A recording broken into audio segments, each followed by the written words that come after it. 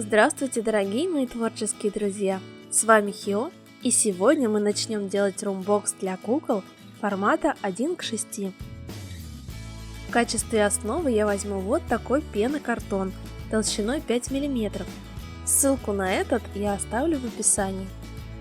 Мне давно хотелось поработать с этим материалом. Он плотный, но легкий и прекрасно держит форму. Но, конечно же, такой румбокс можно сделать и из других материалов. Например, из нескольких слоев картона, фанеры, пенопласта и тому подобных. Я купила 2 листа формата А3 и вырезала из них 3 кусочка. Первый 35 на 50 см для пола, второй и третий по 35 на 34,5 см и 35 на 50 см для двух стен. Начну с пола. На него я хочу положить имитацию ламината или паркета. Можно, конечно, наклеить листы бумаги для скрапбукинга или самим распечатать узор, но я хочу, чтобы ламинат был фактурным и не был единой текстурой.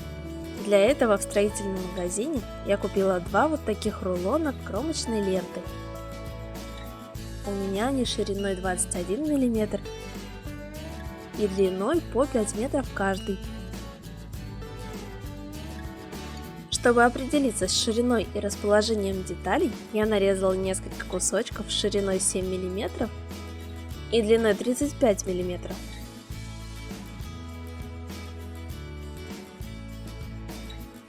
А также несколько шириной 10,5 мм и длиной 40 мм. Для наглядности сначала соберу фрагменты желаемого рисунка.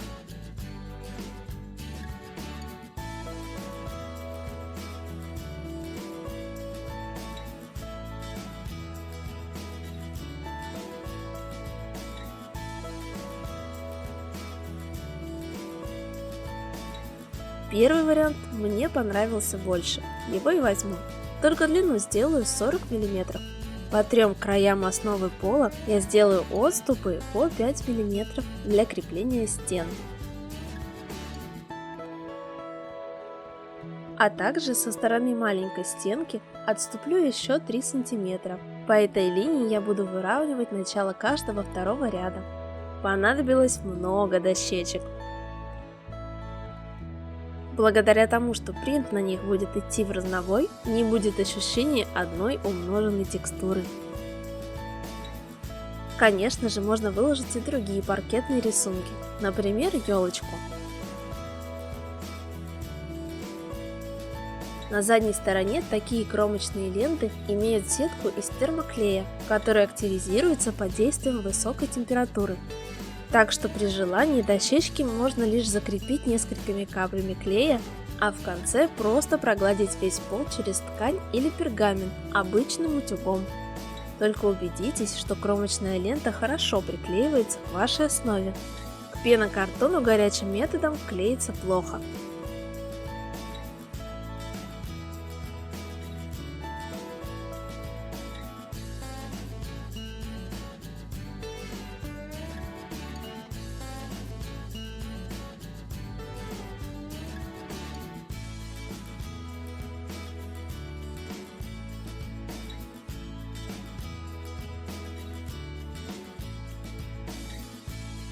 И вот наконец-то я застелила весь пол. Это заняло гораздо больше времени, чем я думала. Но результат мне очень нравится. Поверхность приятная на ощупь и реалистичная. Кое-где я оставила крошечные зазоры, будто доски немного разошлись от времени. Можно также легонько пройтись наждачкой с мелким зерном для состаривания. Далее займемся маленькой стенкой. На ней я хочу сделать окно, и оно должно быть рабочим, то есть открываться и закрываться. Вот такую разметку я начертила. Верхний отступ 3 см, левый 8 см, а там что останется? Высота самого окна 16,5 см. А ширина 8 см. На самом окне я буду делать тонкую растекловку. По периметру каждой створки сделаю раму шириной 3 мм.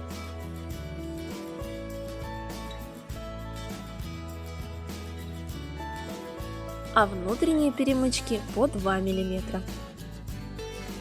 Сами ячейки при этом у меня получаются 26 на 38 мм. Вырезаем наш оконный проем, при этом добавив по 1 мм по бокам окон для петель и при желании минимум 2 мм по нижнему краю на подоконник. Стены я буду оформлять при помощи вот такой шпатлевки. Но подойдет и любая другая текстурная паста, даже сделанная самостоятельно. Мастихина у меня нет, зато есть пальцы. Защищаю их. И для начала, так как поверхность глянцевая, можно немного зашкурить ее мелкозернистой наждачкой для улучшения сцепления. Убираем пыль.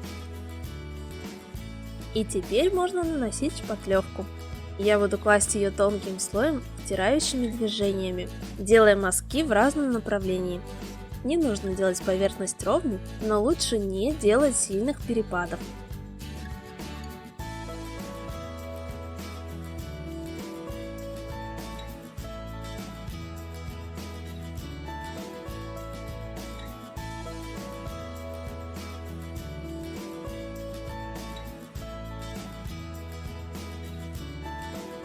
Затем можно взять, например, бумажное полотенце и резкими штампующими движениями создать фактуру.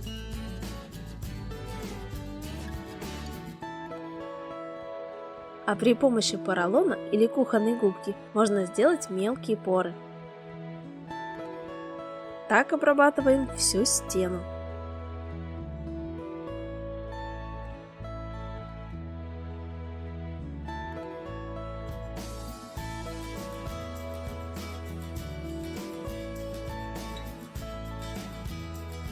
А пока она сохнет, можно сделать подоконник. Я сделаю его из обрезков акварельной бумаги. Склеиваю между собой 4 кусочка.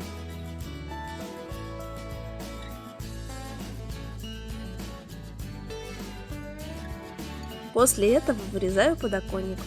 У меня эта полоска 1,5 на 18 см и общей толщиной 2 мм.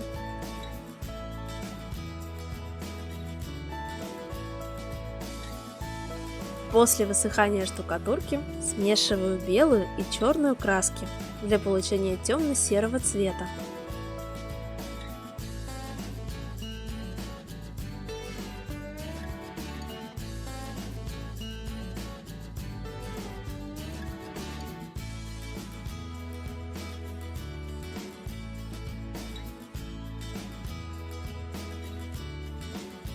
Закрашиваю всю стену, не забывая про откосы окон.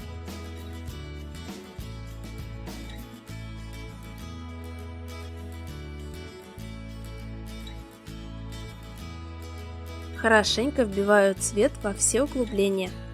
Одновременно буду окрашивать и подоконник. После высыхания вторым слоем наношу без нажима цвет на пару тонов светлее предыдущего.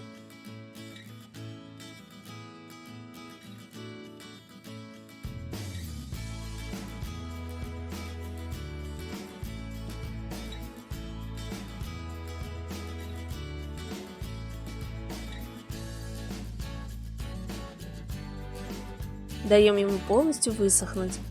Затем почти сухой кистью или даже пальцем, едва касаясь рельефа, прохожусь белой краской, тем самым еще больше выделяя фактуру.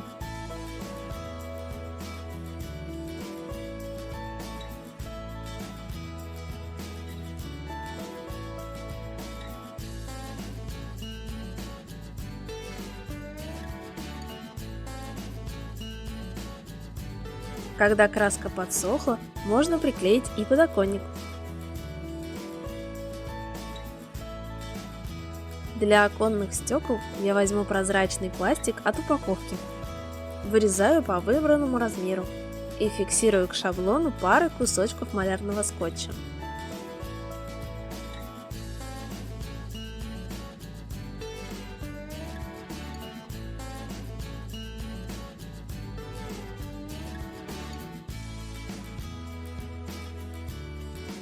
Из черного картона я нарезала полоски по 2 и 3 мм на растекловку.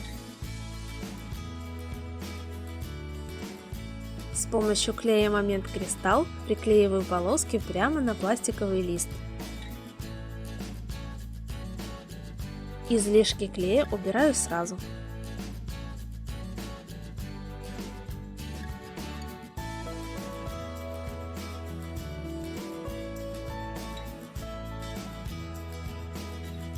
Чтобы сделать петли, я возьму кусочек не тянущейся ткани, например, из плотного хлопка. Если нет подходящего цвета, ее также можно покрасить. А чтобы ткань не распускалась и стала чуть прочнее, я промажу ее клеем ПВА с двух сторон.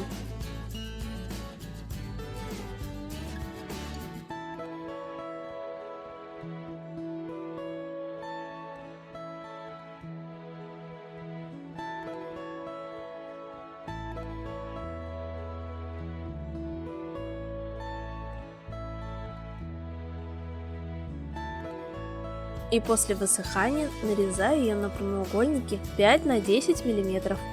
Их мне понадобится всего 10 штук.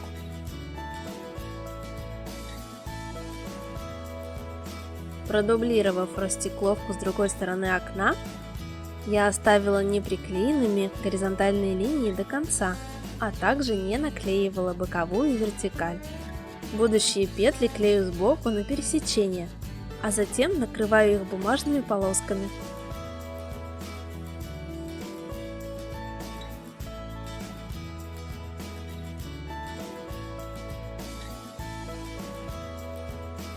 Из бусины и проволоки делаю ручку.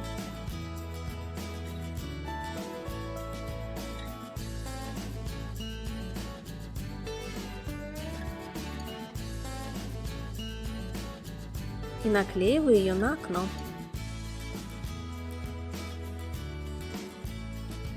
Повторяю все это и для второго окна.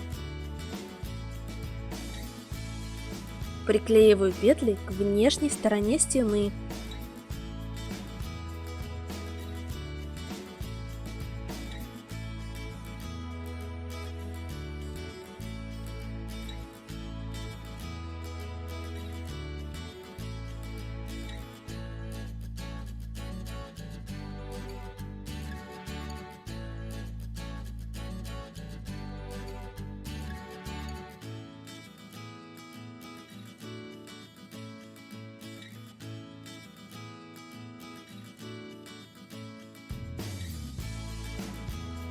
И оставляю сохнуть в открытом положении. С другой стороны проем можно оформить рамой, заодно заклеив и сами петли.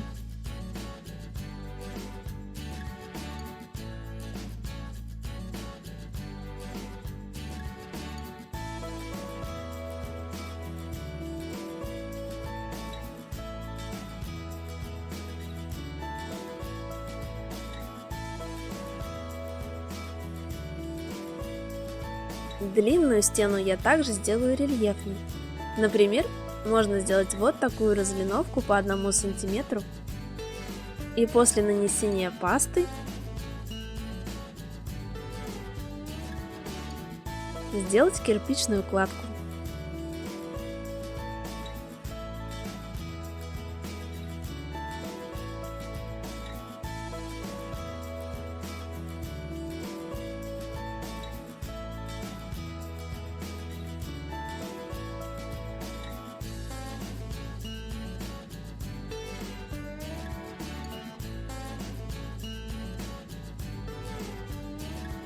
Но я хочу поддержать фактурой соседнюю стену.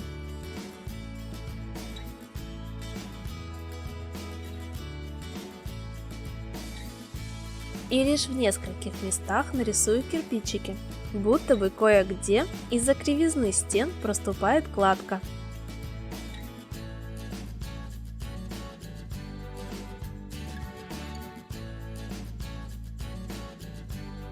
После высыхания штукатурки я покрашу стену белой краской, так, чтобы кирпичики были еле-еле заметны.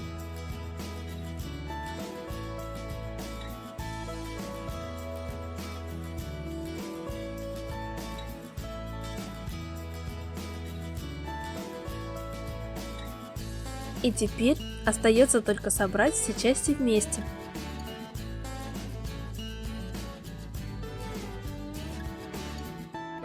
Можно все это посадить на клей, но я хочу, чтобы мой румбокс был разборным, поэтому я склею листы малярным скотчем.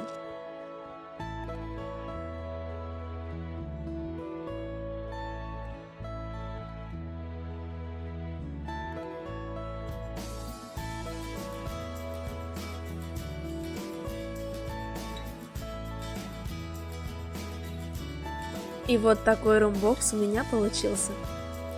Ну а теперь будем постепенно его заполнять. А свои работы по моим мастер-классам выкладывайте в Instagram с хэштегом HioDollCraft.